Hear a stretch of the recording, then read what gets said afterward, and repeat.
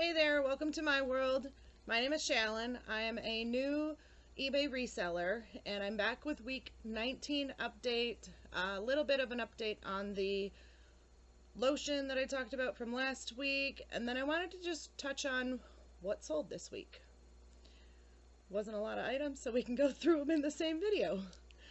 First off, I'd like to take a second and ask that if you find this video helpful in any way, please hit that like button so that YouTube will recommend my videos to other people to help them out.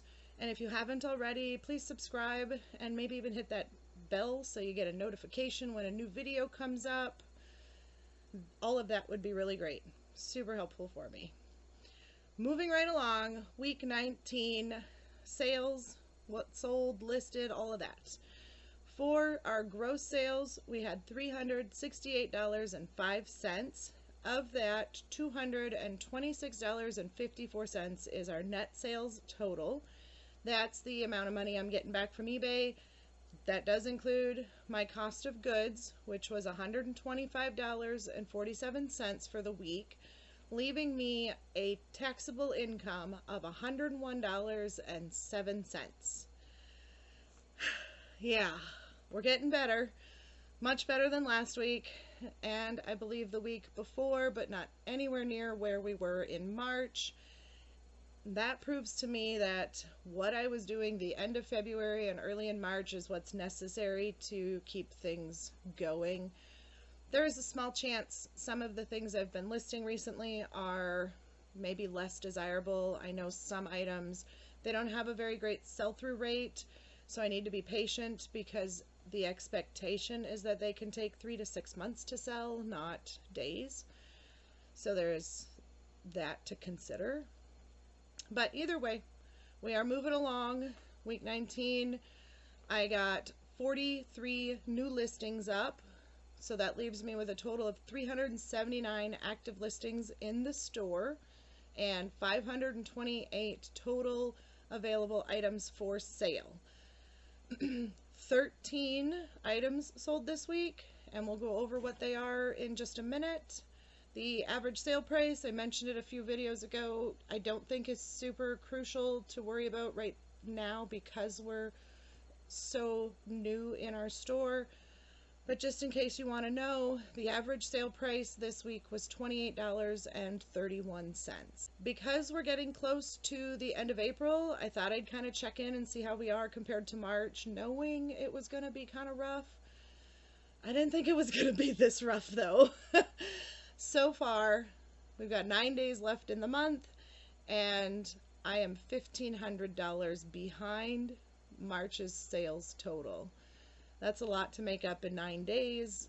I have already accepted the fact April will not beat March. I like to try and blame it on tax season. The reality is, part of it, or the majority of it maybe, is just due to me being inconsistent these last few weeks and not dedicating time like I should. So I'm going to work on that in the coming weeks. Try and be more consistent with what I list, when I list, and see if that will impact how our sales work out. Before I go any further into the video, I wanted to do a quick update. This moisturizing cream, I did get it back.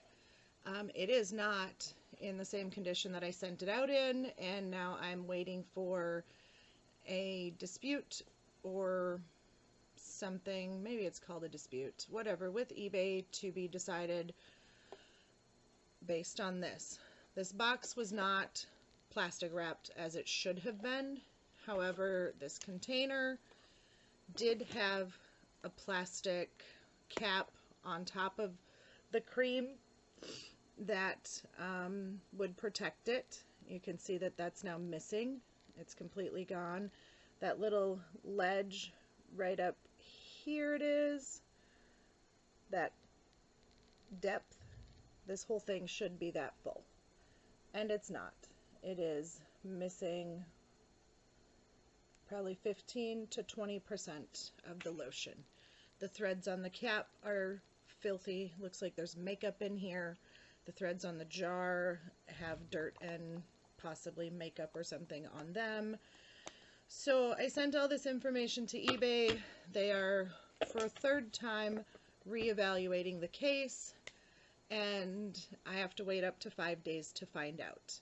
Initially, I got an email saying everything was resolved and there's no further actions due to inactivity, and the funds became available in my account. And then a few hours later, I got another email that the buyer was disputing that decision, and I'm guessing it's because the tracking never uploaded as having been sent back. So then the second email said that they were going to side in favor of the buyer. They quickly took the $290 out of my account, charged me for the return shipping, and just left it at that. So I had to call and find out what the process was.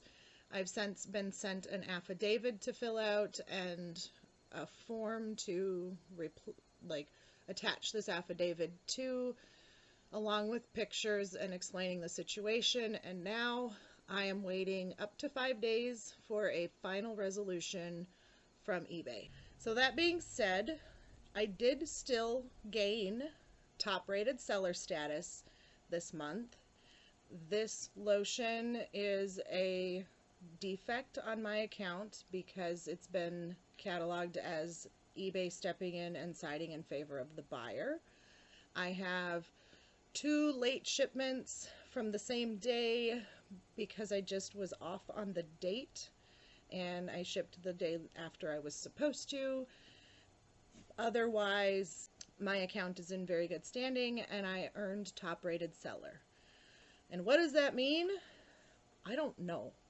I noticed my shipping fees have gone down slightly, like 10 to 20 cents per delivery method, but I pass those savings on to the buyers, and I assume that they're getting that additional savings. Otherwise, I'm not really sure what this achievement means, but eBay did make a big deal about it by sending me an email, so that was cool.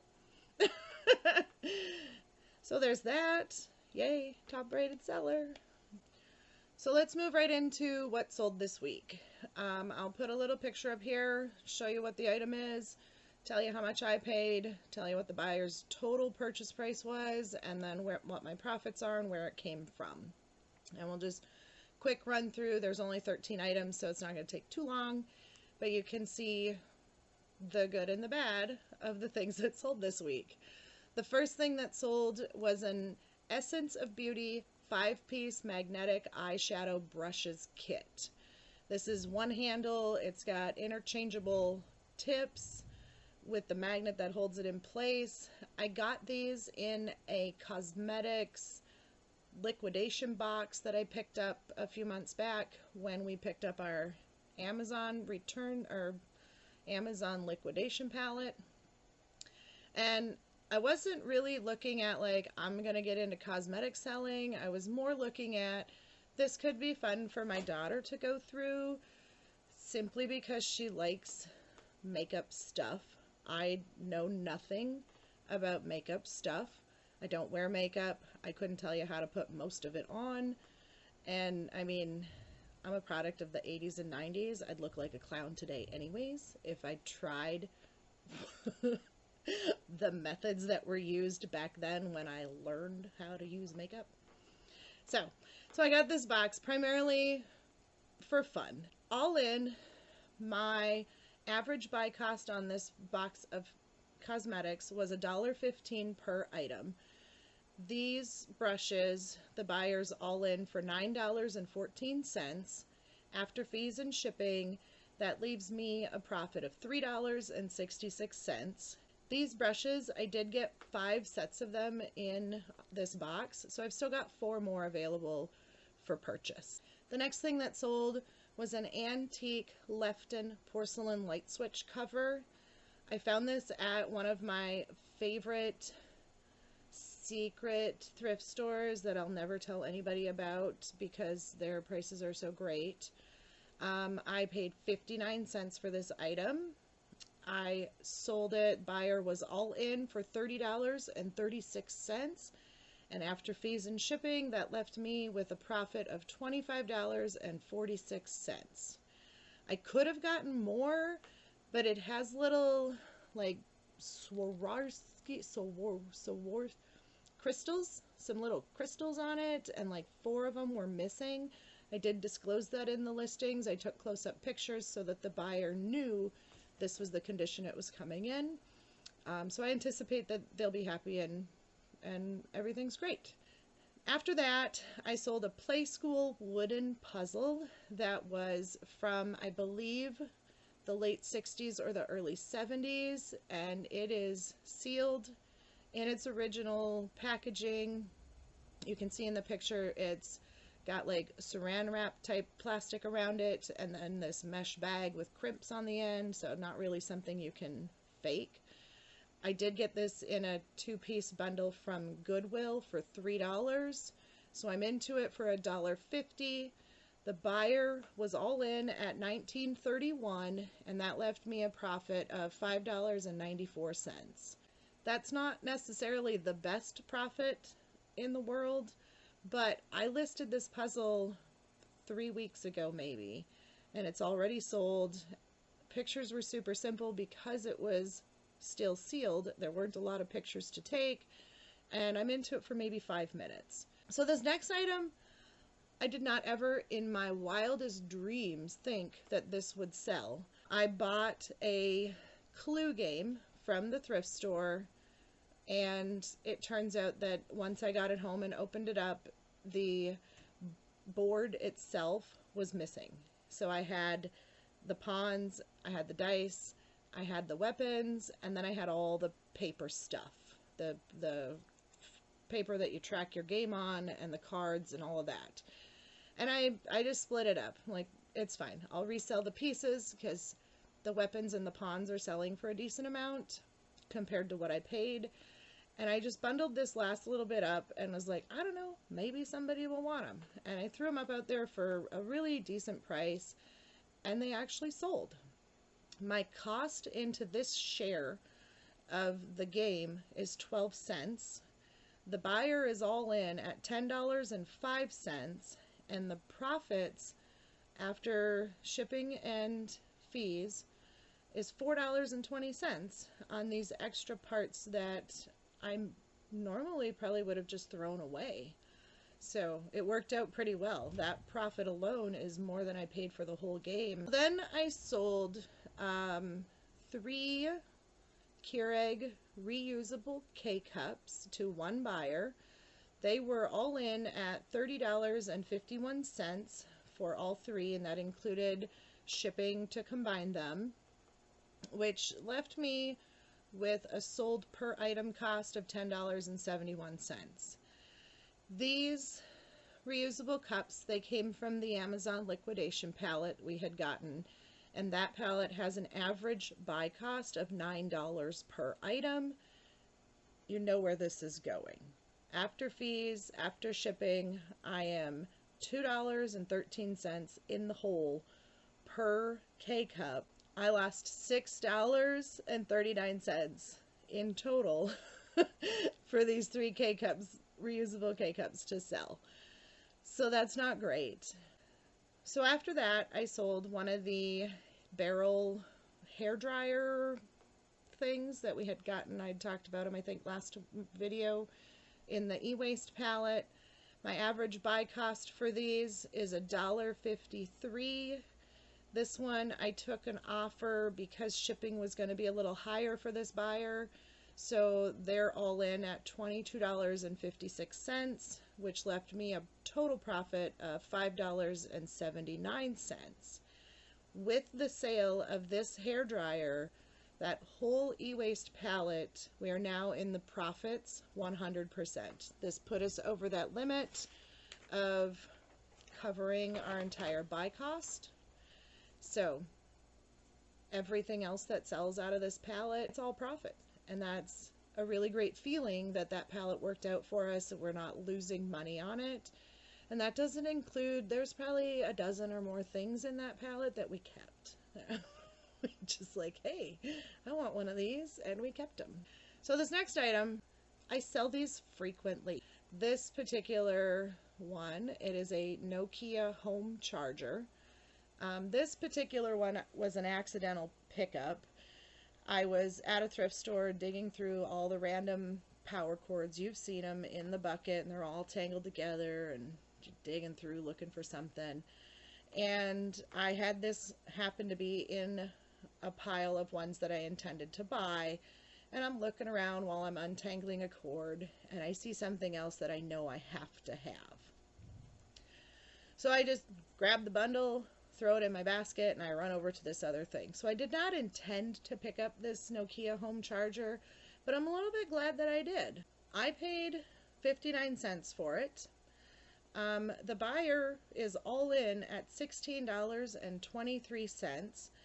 After shipping and fees, my profits is $8.39 on this Nokia charger.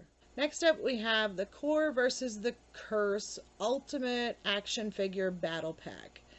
These action figures were brand new, factory sealed at the thrift store, and they're really cool. Like, I almost kept them for myself, but I'm not an action figure collector, but they're really cool. If my kids were younger, I probably would have just given it to them. I paid $5.59 for this set. The buyer is all in at $73.10, and my profits are $44.22 on this package of action figures. I picked it up at Savers, had a 20% off coupon. I think it was originally listed for $6.99, so I got a little bit of a discount in purchasing it. And it's been listed for about 2 months, and now it's sold this week. This next item has been listed less than a week. I listed it earlier this week. It sold within 3 days. It is a Fujifilm FinePix F Series digital camera. I picked it up at a semi-local thrift store for $3.99. The buyer is all in at $93.99. Now, this was an international buyer, so their shipping was fairly high compared to the average person. I'm pretty sure it was around $24 just for shipping. So my profits on this item are $56.85, and it was listed for 3 days. Next up, I sold women's FootJoy Summer Series golf shoes. I picked these up at Goodwill for $6. The buyer's all in for $35.17, and my total profits are $13.55, which I'm really grateful for. I accidentally threw these in the washer with a load of tennis shoes that I was washing, not realizing at the time that they were leather. So I was really concerned that something happened to them in the wash, and then it occurred to me, if you have a golf shoe that can't withstand a little bit of water, you probably don't have a very good golf shoe, because golf courses are oftentimes very wet. So the last thing that sold was a Revlon hair dryer curling iron thing.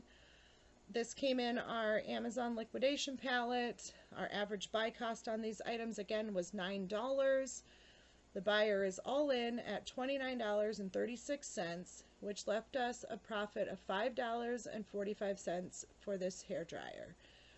It's not a great profit again, but this almost completely covers the loss from the reusable K-cups. So that's a win, right? I don't know. I don't know. So either way, that's everything that sold this week. That's our sales totals for this week. If you think this video has been helpful, again, please like it, subscribe to my channel, maybe even hit the bell to get notifications when a new video comes out. I want to try to just squeeze in the weekly totals quickly and then move into showing you guys what's selling every week. Just because it feels like week after week, numbers and numbers, and there's not a lot of business to talk about. And I don't want to put out like 5-minute videos and numbers, here we go, and then see you later, So we're going to try and throw in the what solds moving forward. And if you have any suggestions, what else you'd like to see, let me know. Well, thanks for stopping by. We'll see you next week. Bye.